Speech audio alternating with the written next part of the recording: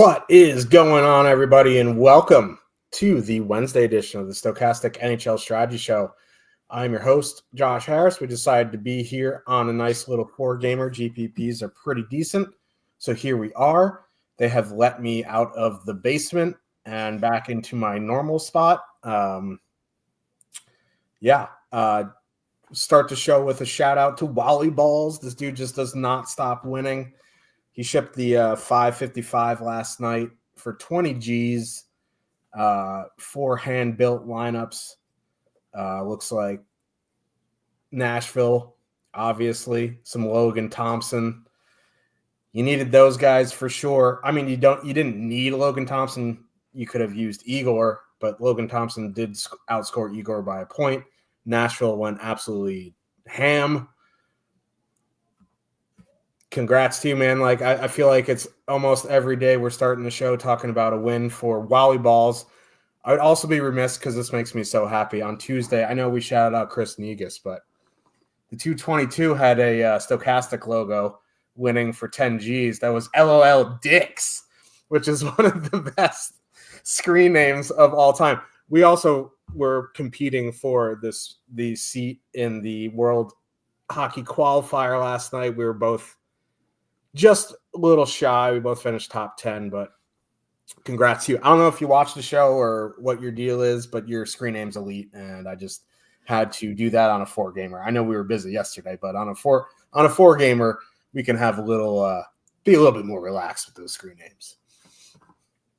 Joining me, as always, to break it down, Slim Cliffy, Habs hat, Rangers hat. Best 2 records in the NHL in 2025. What's going on? Yeah, kind of wild times in the Eastern Conference. Not a whole lot. Like a lot of people in the Northeast, freezing my ass off. Very cold. But got to shout out Wally Balls, of course. He had another great night. That Nashville game, I wasn't watching it. I was watching something else. It was like every time I went to check, it was like 5-1, 5-2, 5-4, 5-5. I was just like, this is just going to wreck me. Jonathan Marchessault obviously had a great game. San Jose Sharks, that's what's going to happen to that team a few more times over the rest of the season. Of course, Montreal, our boys, nice late, nice comeback yesterday, actually. They were down 2-0, came back to win 3-2. Not much going on there DFS-wise. Florida and Anaheim, we thought there might be some fireworks. Nothing really happened in that game. Maybe they got a little talking to from the league beforehand, but Florida back on the board here tonight, so we're going to talk about them later. But a little bit quieter than we were expecting, but, that's the way it goes sometimes. 4 games here tonight. Lots of moving parts here tonight. Players in and out of the lineup, even for teams that are not on a back-to-back. New lineup configurations for some pretty important teams in some pretty important spots. So we're going to take our time to break these down one by one. Yeah. Yeah, and the Flyers game was kind of crap. I would imagine the league was like, listen, we just suspended McDavid for 3 games. You have some silly business, you're getting 30 games or something. You know what I mean? But yeah, 4-gamer here tonight. It's actually an interesting slate. Hopefully we get an update soon. Jake got his eyes dilated, aka hanging out with our resident pal Bobby Boom. Yeah, there was a projections update and ownership update that came in just as the show was starting. So we're at least going to have some updated info for the show, which is always nice. Yeah, and that means Thanks, I'll have to reload after I kick it to Cliffy so I don't freeze out. But yeah, let's get into this slate, 4 games. Again, appreciate you guys hanging out with us on this 4-gamer. You always have a choice to do what you do, and you're hanging out with us. I don't know if that's a good or bad thing. For me, it's good. For Cliffy, it's good. For you, I don't know. Maybe you need some family time. That's what DraftKings says anyway about eliminating the night games in NBA. They're like, spend some time with your family. But anyway, if you do want to go premium, you can click the link in the chat. You can use promo code BINK.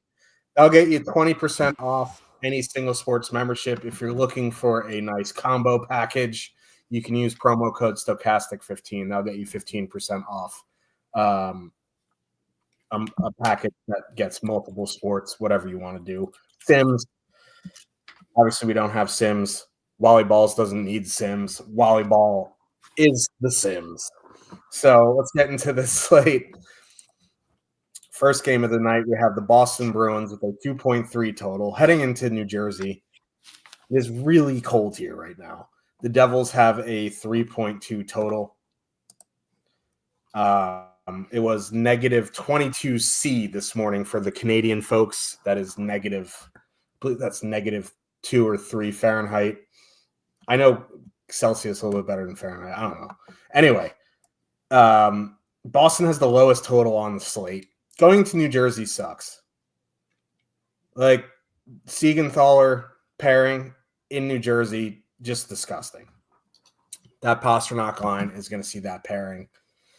Like, I don't want to say I'm out on them because it's a 4-game slate, but, like, in single entry, I'm not going to be stacking Boston 1. Now, if you're making 150, obviously I wouldn't X them out because anything can happen on any given slate. And it is David Pastrnak. So, you know, in my single entry, am I playing Boston here tonight? Absolutely not. In 20 max, would I have some? Yeah, because you can only make so many different lineups, and that top line is 16,300. So, you know, they're not super expensive. I'd probably have one. The more lineups I'd make, the more likely I'd get there. If this was a larger slate, I'd just be straight up out on Boston.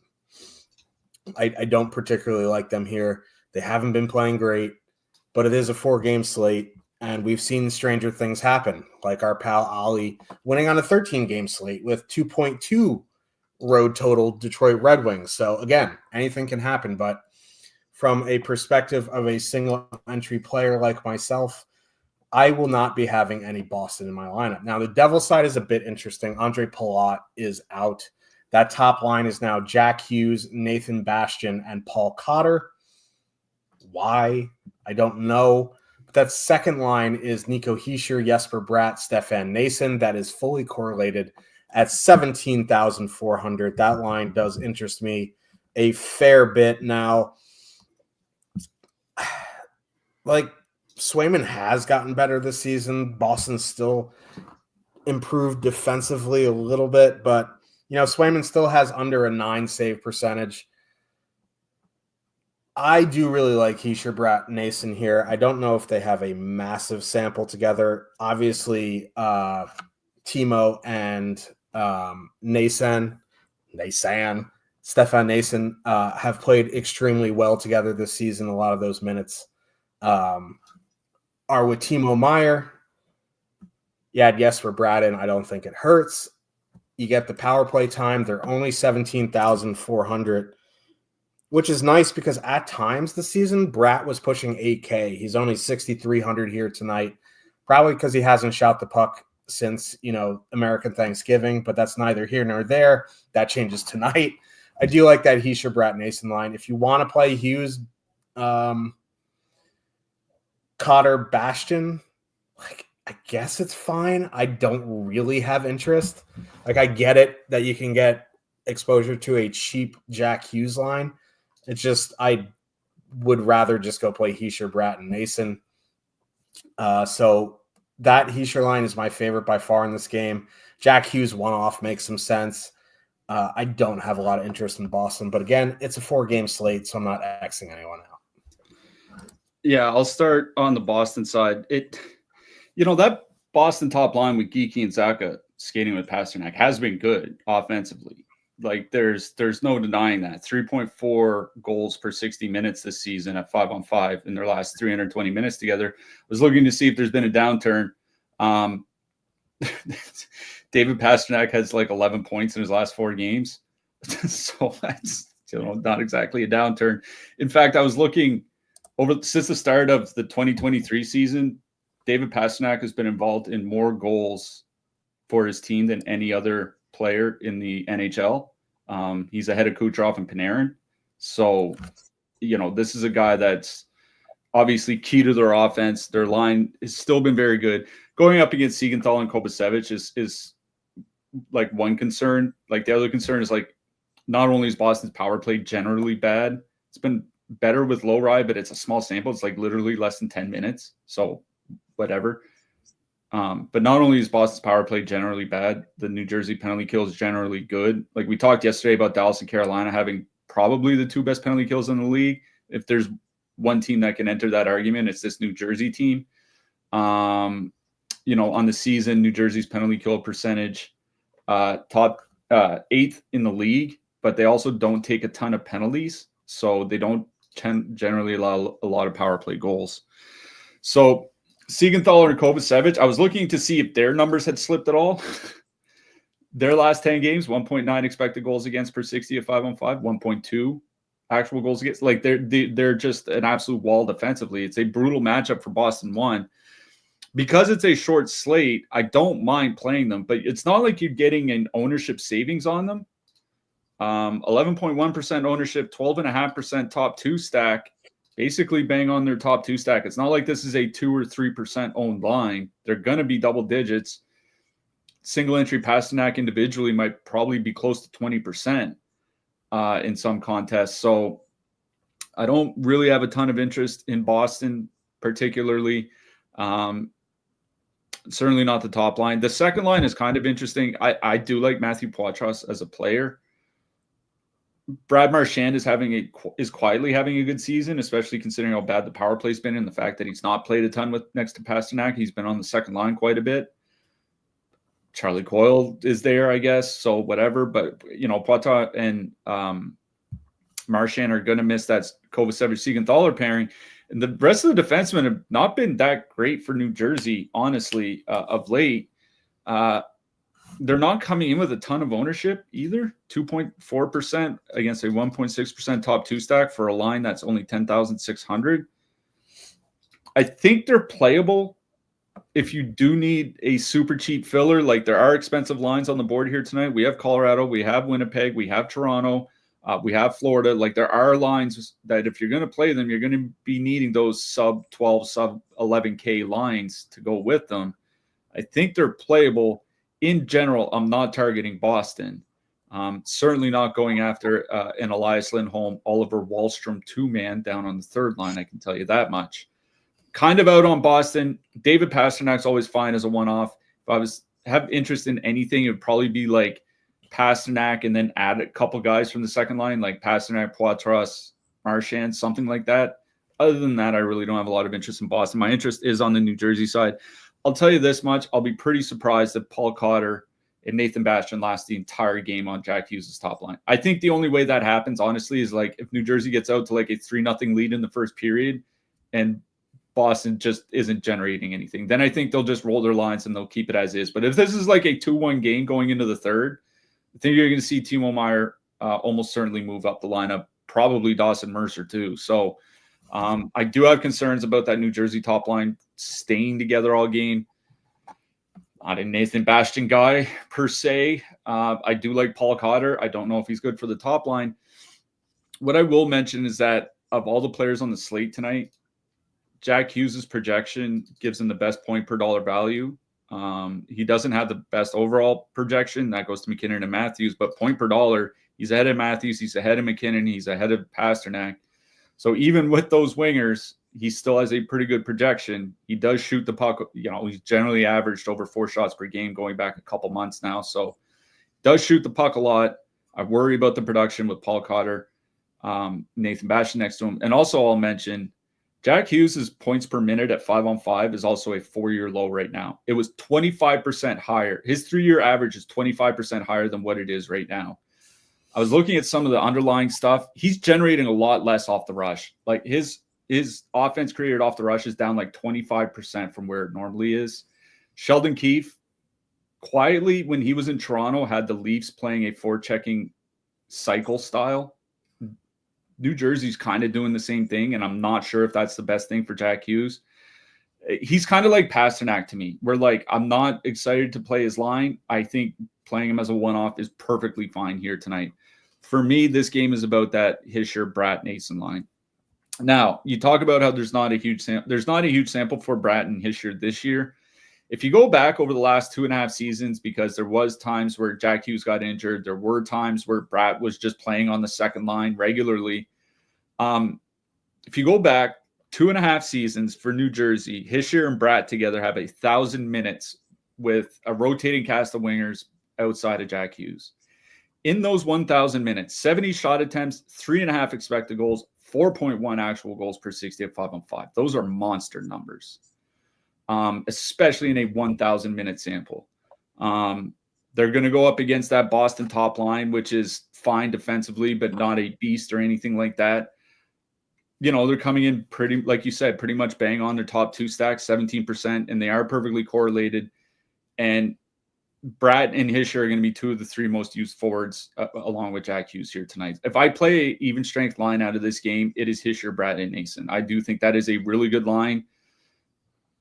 I'm not so sure that the rest of the New Jersey lines are that great, but I think that will be a pretty good line if they stick with it. So I do like those guys, especially where Boston's power penalty kill still, like, it's not rebounding at all. Old coach, new coach, different goalies, like McAvoy in and out of the lineup, doesn't matter. It just sucks. So New Jersey's power plays went on a bit of a slide themselves. Feels like a good slump busting night. I really do like New Jersey, that Hischier line. If you want to add Jack Hughes, just make it a 4-man stack. Like, I'm fine with that. It is a 3.2 total on a 4-game slate. It's New Jersey 2 I like best. If you want to do like a 2-man of like Meyer, Mercer or something, like, I guess that's fine. But I don't have a ton of interest in that New Jersey depth. For me, this is about their Hischier line. And again, if you want to Jack Hughes, you want to add Jack Hughes, like, go right ahead, no issues. But it's the Hischier line I like best in this game. And honestly, it's not even close. Yeah, I agree. And they're one of two teams with a total over 3 on this slate. The next one we were going to talk about right now. What a professional transition. Damn. Writing that down for my yearly review. Columbus Blue Jackets with a 2.5 total. Our Columbus Blue Jackets, 2.5 total. Heading into Toronto, the Leafs have a 3.6. Leafs have the largest total on the night. A lot of ownership coming along with them. They're very similar to Nashville last night. Although last night was an 8-game slate, and they were over 40%. They were projected for 37. There's a lot of ownership here on the Leafs, though. They're going Matthews, Marner, Nyes, Nylander, McMahon, Holmberg, Domi, Minton, Robertson. Columbus going Marchenko, Voronkov, Fantilli, Johnson, Sillinger, Van Riemsdyk. Now, when you're playing the Columbus Blue Jackets, you go, this is a really good power play matchup. And that is the truth. If you look at expected goals against metrics on the penalty kill, the Leafs' penalty kill is worse. They've just gotten better goaltending. So this is a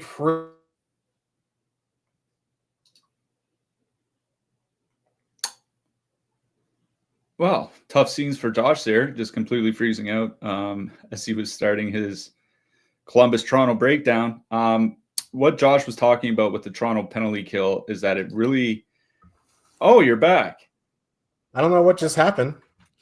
Oh. I have no idea what just happened, but my internet just cycled through and was just like, you know what? We're going to drop for a second because you were talking shit about the Leafs. And I'm pretty sure it was the Leafs fans sending bad vibes. So let me unplug the Ethernet because it keeps bouncing on and off. So what I was saying was that by expected goals against metrics, the Leafs penalty kill is actually worse than the Blue Jackets. The Leafs just get better goaltending. And the top line for Columbus is only coming in at 5.7% on a 4-game slate. Now, they are a little expensive at $18,000, and yeah, they have a 2.5 total. But that, by the way, that total's gone up to 2.8 since Dennis Hildeby got announced as the goalie. Big Dennis, baby. So it jumped over 10%. Yeah. So I would expect some ownership jump on Columbus as well, but I would imagine they still come in under 10% at 18,000. So they're fully correlated. Sure, like going up against Matthews, Marner isn't ideal, but they haven't been good defensively this year they've had been in years past. 2.6 expected goals against. Like, that's decent, but they've been better. I mean, So, that's basically league average, right? Like yeah, a little worse even. So, yeah, there's nothing to fear there. At their ownership, fully correlated. Their power play has been fine without Monahan. It's obviously better with Monahan, but Werenski is ridiculous. Voronkov is quickly becoming one of the best net front guys. So I do really like Columbus 1 here. Columbus 2, like, I don't particularly love, but they play. And that second line for, once you get past the Matthews line, which is league average defensively, it only gets worse. Like Holmberg is fine defensively, but McMahon and Nylander are not exactly, what's the word I want to use here? They don't really, I don't know. I forget the word, but it'll come back to me. It doesn't scare me defensively. Kent Johnson one-off is fine. You want to play him with Cole Sillinger. That's fine. He has a role on this team, not like Josh Norris, but he will play his 17, 18 minutes. And they're cheap enough you can fit them with anybody. But for me, it is Columbus 1. The Leaf side is a little bit more of a tricky thing here because of the ownership. So Matthews, Marner, Nyes, 39.3% top 2 stack, 26.6% projected ownership. Nylander, McMahon, Pontus, Holmberg, 13.7% top 2 stack, 28.1% ownership. I'm just going to get this out of the way right now. I'm not playing Pontus, Holmberg anywhere near that type of ownership. Now, the other two guys are a bit interesting, but if you're going to play those other two guys, you might as well just add in a third or fourth or fifth because they're still running that 5 forward power play unit. And they had in their last goal, their last game, they scored 5 goals, and they were all heavily concentrated to those 5 guys. So if I'm going to full stack a line, it is Toronto 1 without a doubt. Like I said, I'm not playing Pontus, Holberg anywhere near that type of ownership. But if you want to play McMahon and Nylander, I think you add in a Matthews, you add in a Marner, you add in a Nyes. You just straight on power play stack. You can do mix and match. I would for sure try to get Nylander in, and I would for sure try to get Matthews in. After that, you can mix and match however you like. If you want to play Pontus Holmberg, because that whole line is 13-5 and they'll let you do what you want, boy howdy, fill your boots. There's a snake in my boots, but I will not be playing Pontus Holmberg at 28%. Just getting that out of the way. I will do some sort of power play stack, and I will call it a day. But honestly, like, Columbus 1 is a sneaky GPP play here tonight. Yeah, I'm going to start on the Columbus side. When Fantilli got moved up to the top line with that Monahan injury, the thing that we talked about on the show was that we just talked about how Jack Hughes was creating less off the rush this year. Fantilli, as for Columbus, is a guy that plays way more off the rush than he does off the cycle. And Kirill Marchenko can do both. Like, that's why he's so good. It's like he's a very versatile offensive player.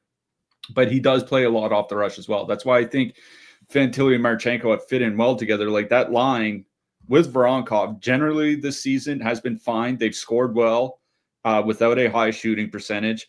Just in the 6.5 whatever games since Monahan got injured, 3.5 expected goals, 3.7 actual goals per 60, 66 shot attempts per 60, shooting 10.4%. Fantilli, 3 shots per game over his last 5 games. Him and Marchenko will probably push 20 minutes. They're perfectly correlated. You mentioned the Leafs power play isn't very good. It is not. Or penalty kill, isn't very good. It is not. This is a good power play matchup for him. And like that total coming up kind of tells us the difference between starting Dennis Hildeby and starting Joseph Woll, right? Woll's been pretty good this year when he's been healthy. Hildeby has not. He's only played like 5 games, but he's not been very good in his appearances. He's an AHL goalie, on the rise, but he's still an AHL goalie for a reason. I'm with you. I do kind of like Columbus 1 here. It sucks that they're going to get the Matthews matchup, but they're not like Toronto's not a team that hard matches. Like you're not going to see Matthews up against Fantilli for like 80% of the shifts or something like that. It might be like half of them, maybe 60%. That leaves, half of their 5-on-5 time against, the second line, against the Max Domi line, et cetera, et cetera. I think that's fine. I do like Columbus 1 here. Like for me, like when I look at those 18K-ish lines, obviously we just talked about New Jersey. They're in that price range. Boston's a little bit cheaper. They're also in that price range. Winnipeg will get cheaper with Alex Iafallo up there. They're also in that price range. Like if you don't want to play like what will be a pretty chalky New Jersey, I do think this Columbus top line is one of the pivots to look to.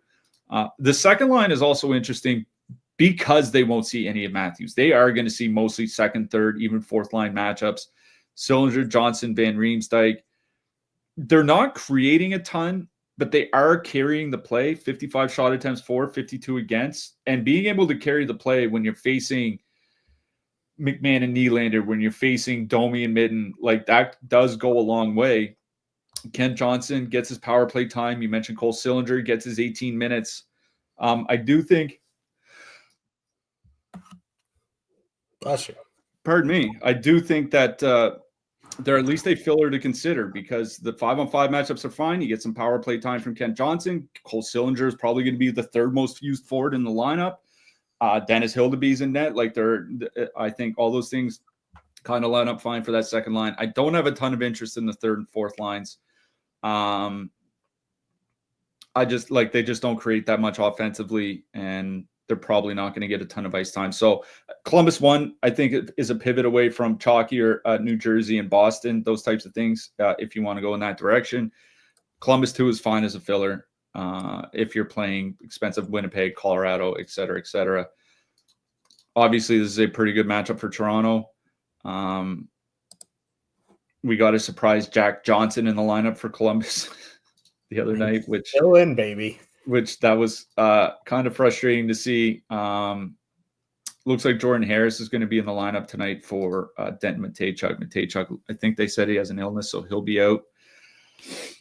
I mean, I kind of have the same idea that you do, is that if I'm playing Toronto, I'm probably just playing the 5 power play guys. You know what I mean? Again, Nylander is just way too involved in the power play to leave him off a perfectly correlated top line stack. And if I'm going to play Matthews, Marner, Nyes, Nylander, I may as well just add in Bobby McMahon with them. You know what I mean? And the thing is like with the way that this lineup is set up, with the top 6 as it is, with the fourth line just being trash, and Fraser Minten, I like him as a prospect. I don't think he's ready for middle 6 minutes on what should be Toronto should be a cup contender, but we know how that goes. He's not ready for middle 6 minutes on a cup contender. I think you're probably going to see those top 5 guys, maybe Holmberg, probably all skate over 18 minutes tonight and kind of do what Colorado does, honestly, which is just play the hell out of the top of the lineup while the bottom 6 forwards get under 12 minutes or something like that. So that's what worries me about playing the Toronto depth is maybe Domi gets 13 or 14 minutes, but Minton probably gets 11. Robertson probably gets 10 to 11. The fourth line gets 7 or 8, and then the top guys all get 18 to 23 minutes. I think that's the way it's going to go. So I would just stack the 5 power play guys here. Even for a 4-game slate, I think the ownership is fine. Columbus is better defensively without Jack Johnson, but they're still not elite. The penalty kill is fine, but it's still not elite. I do like Toronto here. Especially if you don't want to play Colorado and Winnipeg. I do think this is the expensive spot to go to. There's going to be a lot of ownership. You just have to decide if you want to play that ownership or not. So Toronto power play guys, all 5 of them. On the other side, I don't mind Columbus 1 as a pivot away from New Jersey, and Columbus 2 is in play as a filler if you need one. Let's get to an interesting game here. It's unfortunately, it's important. I mean, all the games are important, but this one feels important, and that's what matters. Winnipeg Jets with a 2.7 total heading into Colorado. The Avs have a 2.9. It's going to be Hellebuck, and it's going to be Mackenzie Blackwood. So this is a really, really good goaltender matchup. But there is some uncertainty on the Colorado lines, and Winnipeg changed up their lines. So Winnipeg's lines, brace yourselves. Connor Scheifele, Alex Iafallo, Ehlers, Nemestikov, Velarde, Niederreiter, Kupari, Perfidi, and then Appleton's back on the fourth line. Lowry's out, which is why I'm assuming they just completely did this. Anyone but Iafallo on that top line, and I would have interest. Iafallo there just does not do it for me. If Lowry was healthy on the second line, that would be a very nice second line. Nemestikov doesn't do too much for me. But before I go any further, we don't really know what the Colorado lines are going to be either, because in their last game, they started McKinnon, Renton, and Colton. Colton got switched with Lehkonen. Lehkonen got switched with Drouin. And then one of the beat writers today is like, oh, yeah, all three of those guys rotated through. Thanks. And Colton's the cheapest, and that's who we have in the top stacks. So I guess, like, if you're going to play Colorado here tonight, especially Colorado 1, I think the prudent thing to do would be to build McKinnon, Rantanen, Lehkonen, and then react to the news. If it is Colton, if it is Drouin, because Lehkonen is the most expensive, that would bring it close to 24,000, and you'd be stacking against Hellebuck.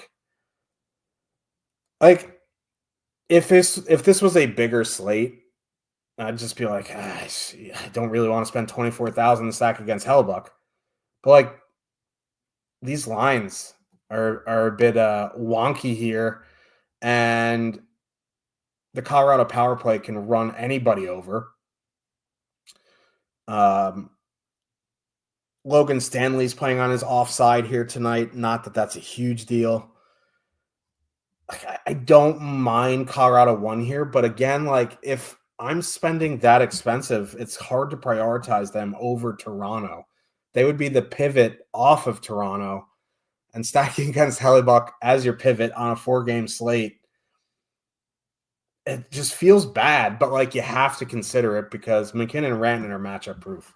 I wish we had definitive, like, oh, Colton's going to be there, because when Colton was there, when everyone was hurt, they were really, really good. Now, obviously, they weren't good in the other game and he got switched off, but 22,600 is a lot easier to spend than like 24,000, whatever it is, with Lehkonen. Lehkonen does make it fully correlated, so in that sense, it's fine. Drouin also makes it correlated, but like, I don't have interest in the second line. I don't want to play Middlestat, Drouin, Lehkonen. If I'm playing Colorado here, it's going to be McKinnon, Rantanen, and X. And I think if you want to play X, you put in Lehkonen and then react to what it is. So Colorado 1 for me is fine. It's just hard to prioritize them without knowing who's there, and with, Toronto on the slate not facing Connor Hellebuck. On the Winnipeg side, Colorado, like, Mackenzie Blackwood has been ridiculous. They're already a pretty good defensive team.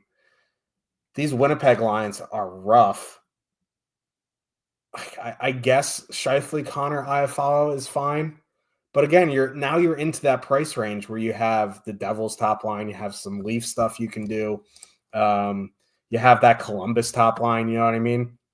So I don't particularly love it. That second line is more interesting to me, but like, I don't want to play Nemestikov. He's like the Pontus Holmberg of this team. Like, he just is there. If it was Lowry, Ehlers, and Velarde, I'd have interest, because the middle six of Colorado is fine, but it's nothing to be feared. I guess like Ehlers, Nemestikov, Velarde would be the line I'd go to anyway. Nemestikov is cheap enough. It doesn't really make me feel warm and fuzzy inside, but they're going to be cheap to the point where like it's fine. And they're not 28% like Pontus Holmberg. So I guess it would be Winnipeg 2 and Colorado 1, who's ever there with McKinnon and Rantanen.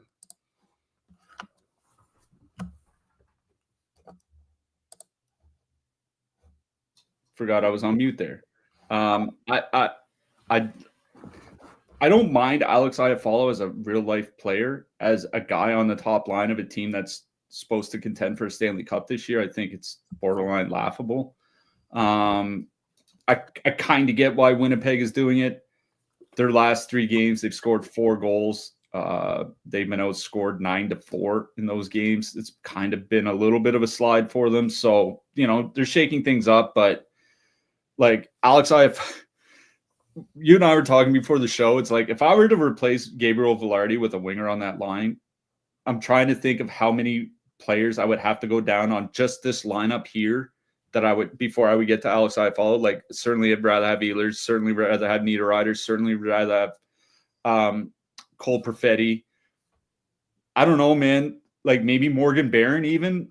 Like, it's just, Iafallo's not a bad player, but he's a guy you want in your bottom 6, maybe on your 4th line. On the top line, I just don't think that he fits in. In fact, I was looking at the top line without Ehlers or Velarde on it.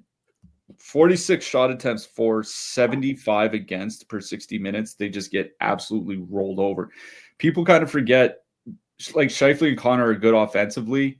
There was a long time where they were struggling to find a third winger to put with them, and they were getting rolled over defensively. And I don't know if Alex Iafallo is the guy that's going to make that difference.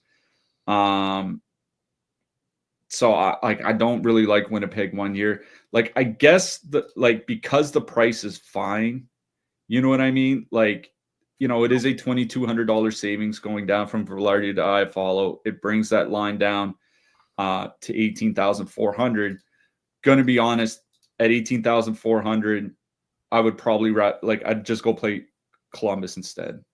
Marchenko, Fantilli, Voronkov. I'd rather just play Columbus.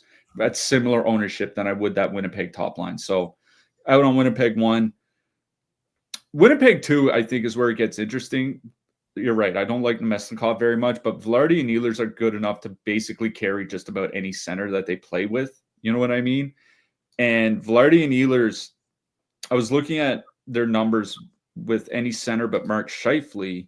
79 shot attempts for, 51 against per 60 minutes over the last couple of years. They don't have a ton of time together. It's only like 50 minutes. But those are 2 wingers that can carry any center. And I'm not worried about those middle 6 matchups from Colorado. They're not super expensive. You get 2 out of the 3 guys on the top power play unit. Like, it is only a $13,000 line, so you can put them in with your New Jerseys and your Columbuses, even Toronto, depending what you do there. So I don't mind them. I do worry that they might not get some empty net time, and then our top line empty net merchants kind of get the glory if Winnipeg's up 3-1 late in the game or something. But I honestly don't mind that Winnipeg second line. The Winnipeg third line, I think, is also kind of interesting, just because I think Perfetti and Niederreiter getting depth matchups, and they're good enough to score. Like, I was looking at Perfetti and Niederreiter's numbers without any wingers next to them, without Kyle Connor, without Ehlers, without those guys. 74 shot attempts for, 47 against per 60 minutes. They're pretty cheap. I think they're one of those lines that, if you get a goal and an assist from them and a few shots, and you put them with your Toronto stack, maybe Florida later, game stack, Colorado, those types of things, I think that's definitely in play here. I'm with you. I'm more interested in the Winnipeg depth than the Winnipeg top line in this game. On the Colorado side, I don't hate the idea of just playing Colorado 1 with Lehkonen. You know what I mean? Like you said, you can switch off if you need to. You don't even have to switch off, because Lehkonen will almost certainly be on the power play. He was in the last game. So you do get perfect power play correlation regardless. The Colorado line has had some rough games. I don't like the idea of stacking against Connor Hellebuck. The thing is like, if you're playing expensive, there are only so many options. You know what I mean? You're looking at Toronto, who is super chalky, or then you're looking at Florida, who's going into Los Angeles. Like, that's like, there's really not appealing options. So I don't mind Colorado here. The Colorado power play honestly has been struggling a little bit, which is surprising.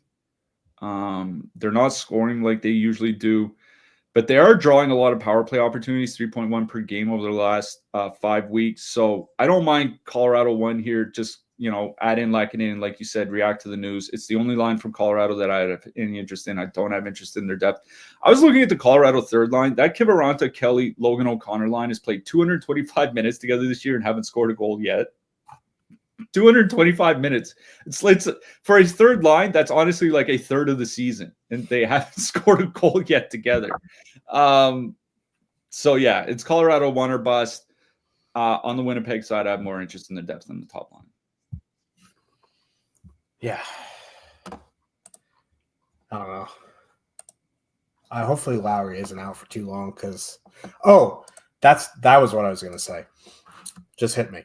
To hammer home your point about how bad Scheifele and Connor are defensively, when Gabriel Velarde was hurt last year, they got run over so bad they had to move Connor down to the second line for a good chunk of the season because they were just getting absolutely run over. So if you don't like stacking against Hellebuck, here's McKinnon and Rantanen going up against Scheifele and Connor without Velarde. So put that in your pipe and smoke it. Florida Panthers with a 2.7 total heading into Los Angeles. The Kings have a 2.8. Florida played last night. My boy Uvis Balsinkis. That's not how you say it, but he did score. I played him. Thank you. New Kings lines as well. The top line remains the same. Kempe, Kopitar, Turcotte. Now Deneau and Fiala are with Akil Thomas, and Trevor Moore moves down to the third line with Byfield and Fogle. With Akil Thomas being there, do you still think they're going to go out against top comp, or do you think you're going to see Kopitar going out? I think you'll see Kopitar going out. Yeah. I tend to agree there. And that kind of sucks because, I don't really like stacking against Barkov. It is a 4-game slate. They're back-to-back on the road. And that Kings top line is only 14-5. So in that sense, you can do it. You could probably, if you punt, you can squeeze them in with Toronto 1. So, from that standpoint, I guess it's fine. I just don't like going up against Barkov. It is Spencer Knight in that he hasn't been he started off well, but Florida's goaltending has been so inconsistent this season. It's another reason why I don't mind that top line. Now, with Akil Thomas on that second line with Fiala and Deneau, they're going to be super cheap. In our top stacks with Trevor Moore, we have them at 23.2% projected. Excuse me. Now they get even cheaper. They avoid the Barkov matchup. I feel like the ownership's going to go down a little bit because people know Trevor Moore. They don't really know Akil Thomas, but I don't mind him there. So, I'll have to see what the ownership is. If it's, even 18%, I think it's fine. Byfield, Fogle, Trevor Moore is interesting. The Kings just are out of patience with Tanner Jeannot, I guess. Warren Fogle is a very good player. They've had finishing issues. I think that's why they put Trevor Moore with them. I don't mind them. Lundell, Verhaeghe have been pretty decent, though. Again, if this was a larger slate, I'd be like, this game is MME only, and we're moving on. But on a 4-game slate, despite it being a 5.5, I think there are honestly 3 playable lines for the Kings here. Now, on the Florida side, going into LA is one of the worst matchups possible. Until the Pittsburgh Penguins showed up. Yeah, but it was Big Save Dave, and we're hoping it's our boy Darcy. But I don't know, man. Florida,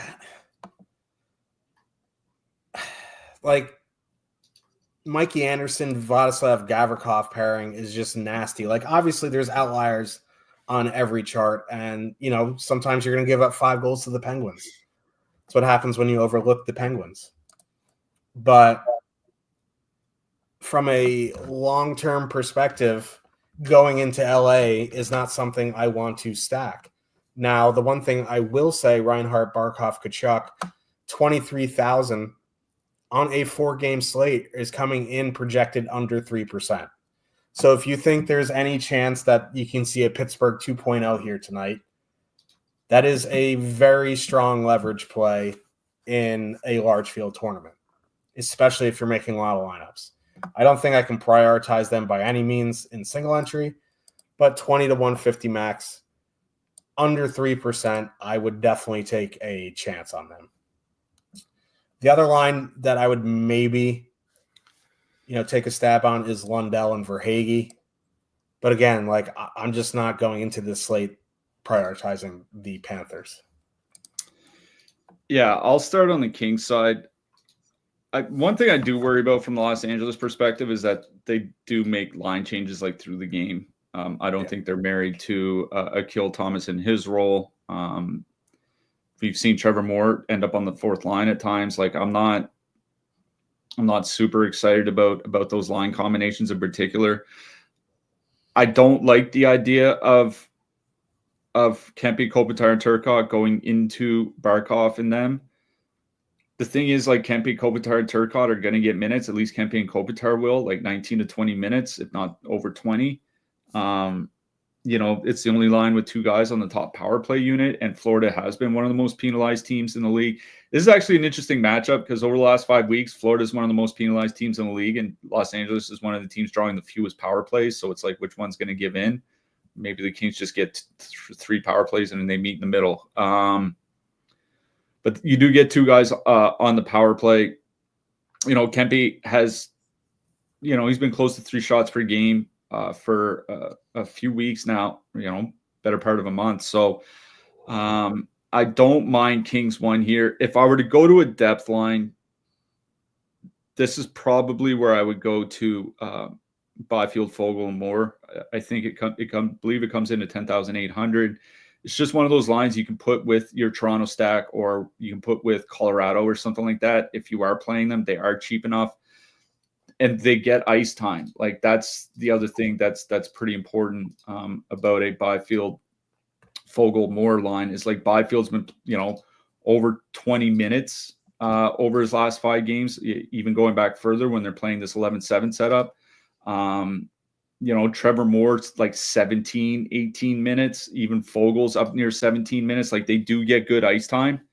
And Byfield and Moore have generally been able to control the play whenever they've been on the ice. 61 shot attempts for, 49 against per 60 at 5-on-5. There are shooting percentage problems. Funny enough, basically all across this lineup, except for Alex Laferriere, who had a shooting percentage problem last year, and now he's injured. Man, the hockey guys are just cruel.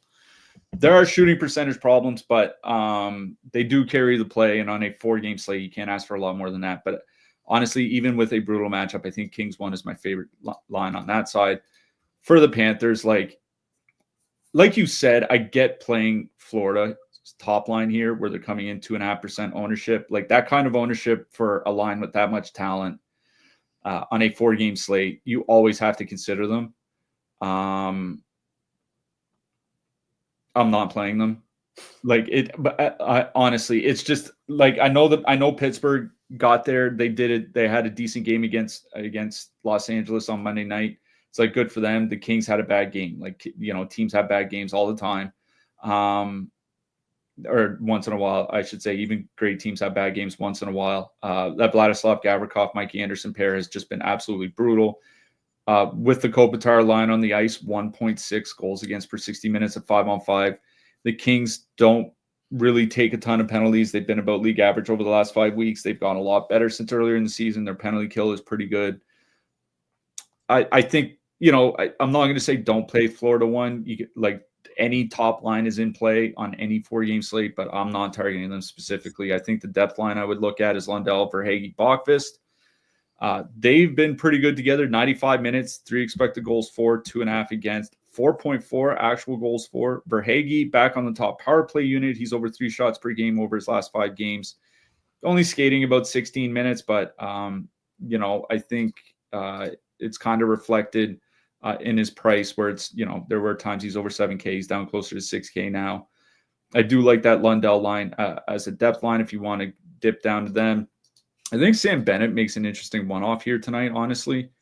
He's been shooting the puck a lot. I know he doesn't really have line mates to play with, but he has 47 shots in his last 15 games, and he finally broke his 20-game goal drought last game.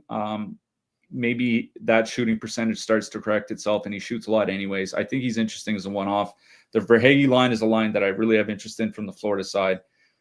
In general, I really don't like this game. And like you said, if this was an 8-game slate, I'd probably just say I'm passing on this. Can't really say that on a 4-game slate. I think Kings 1 is my favorite line. I'm not really super excited about anything, though. Yeah, I definitely agree with that sentiment. Like, if I don't have to play anything from this game, I won't. But, beggars can't be choosers on 4-game slates. Let's talk about defensemen here. At the top of the board, there's only 2 guys above 6K, and they're both 8K or higher, Werenski and Makar. They both played over 30 minutes in their last game each, and it was a regulation game. It was not overtime. So those guys just don't leave the ice. Obviously, they're my favorite in the top range. It's just like ad nauseum. If they're playing, they're going to be number 1 and 2 in some order.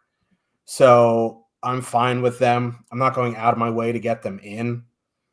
But if I am playing Columbus 1, I'm probably adding Werenski because it is a good power play spot and he plays half the game. Makar, for $1,300 cheaper, it's a little bit tougher of a spot. You could do what you want there. Like, if I'm thinking about Makar, I'm probably just going to go down to Devin Tays because he played over 29 minutes in that game, and he's $3,000 cheaper. Yeah, he doesn't get the power play time, but he's on the ice for half the game. Honestly, this top range, if you're not playing Werenski and Makar, it's kind of bad. And then it really just starts dipping down into like the low 4Ks after that. There's like a steep drop off. There's no like mid-range here. It's just kind of like expensive into cheap. So I guess spending up would get you on a unique path, especially with how chalky expensive Toronto is. So like spending up for Werenski, spending up for Makar could get you on a different build, which would be good in large field tournaments. Yeah, I have Werenski ahead of Makar even by point per projections have Werenski ahead of Makar by point per dollar. So I think he's the top play on the board. He is very expensive though. I think they're both fine. I would prefer Werenski even though with the $1,300 price difference, but they're certainly both in play on a slate this small.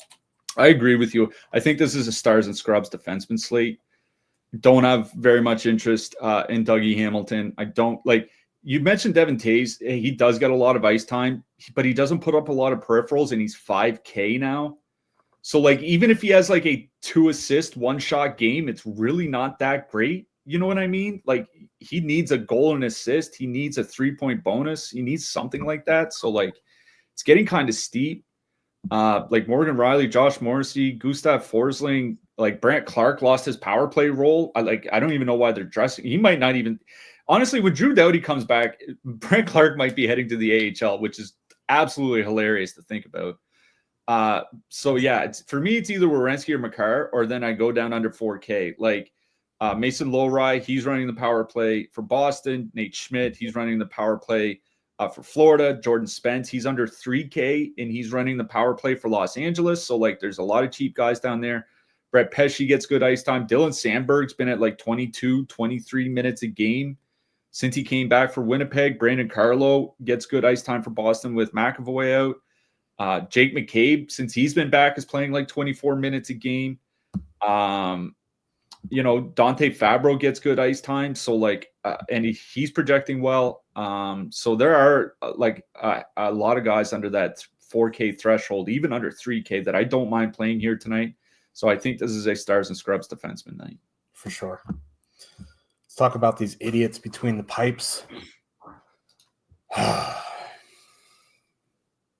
Spending up.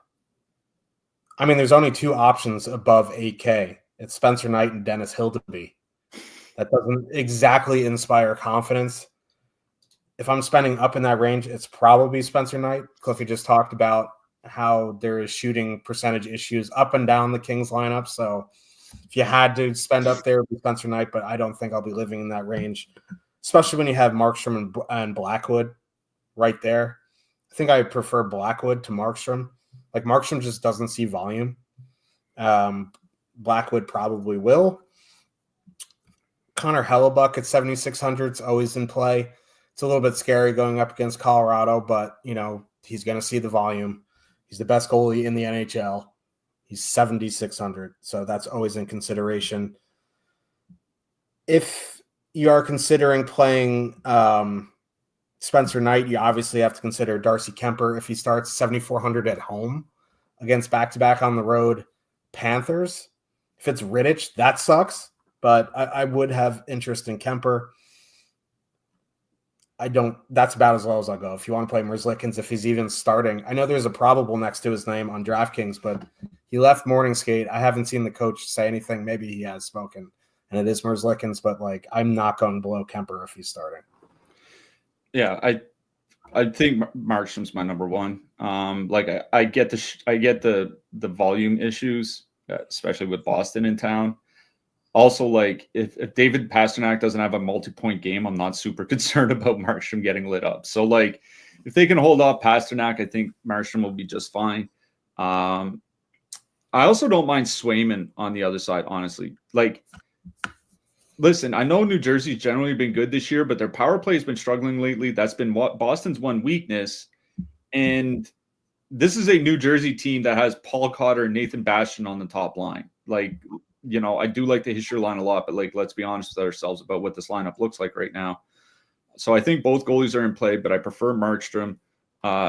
Mackenzie Blackwood, I think, makes a lot of sense from the Colorado side, just because I'm not super concerned about that top line anymore with Alex Iafallo up there. And I don't think, maybe the bottom six or the middle six lights him up. But for me, it goes Markstrom, Blackwood, and then Kemper. Spencer Knight I think is certainly interesting. It seems to me if Florida wins that game, it's probably not a 6-4 game. You know what I mean? It's probably a 3-1 game where Knight saves 29 of 30 shots or something like that. So I don't mind that Knight call, but for me, it goes Markstrom, Blackwood, and then Kemper. I think the cheapest I go is probably Swayman at 7,500, though Kemper at 7,400 is just fine. Yeah. We will be back tomorrow to break down that bigger slate, and then Saturday we'll see what the GPPs look like on Friday. I know Tuesday next week we have that Spinorama that they've been running satellites for 3 years, and they'll undersize it. But anyway, who are you liking for your hat trick pick? Before I get to that, just want to say thanks a lot to Wally Balls for all those memberships that he handed out in the chat, showing us a little bit of love, showing the other viewers a little bit of love as well. So thanks a lot to Wally for that. Hope you ship another 20K here tonight. You probably will. My hat trick pick is McLovin, Warren Fogle. Oh, yes. McLovin. I am going Kirill Marchenko for our Columbus Blue Jackets. I would love to see it. And if volleyball ships another 20K, I am driving down to South Jersey, and we're going to chat. But good luck, everybody, tonight, and we'll see you in the Discord, and hope we're leading off the show talking about how you won all the money. Good luck, everybody. Good luck tonight, everyone.